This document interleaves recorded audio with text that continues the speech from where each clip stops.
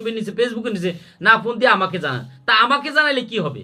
আপনি কোরআন দ্বারাদের উপকার পাইছেন, এই জিনিসটা আপনি ইউটিউবের নিচে যদি আপনি কমেন্ট করেন, ফেসবুকের নিচে কমেন্ট করেন, তাহলে এর দ্বারা আরো জন মানুষ দেখে কোরআনের প্রতি, কোরআন হাদিসের প্রতি কি হবে, তার জজবাটা জেগে উঠবে।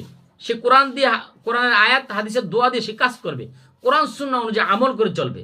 যদি আপনি আমাকে ফোন, আমি তো জানি আপনি আমাদেরকে বললেই কি হবে, না কি বললে হবে?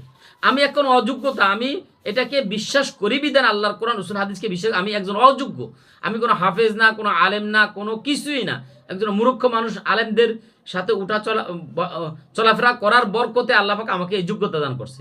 তবে আমাকে আপনি কি শোনাবেন, কি ঘটনা শোনাবেন? আপনি এই মানুষকে শুনাইলে মানুষের কোরআনের প্রতি আগ্রহ সৃষ্টি হবে, কিন্তু সেটা করেন না। আবার অনেকে বলেন হজরত জিন জাদু সারানো ভিডিও দেন। হজরত আমাদের এলাকার মানুষে ভিডিও করতে দেয় না।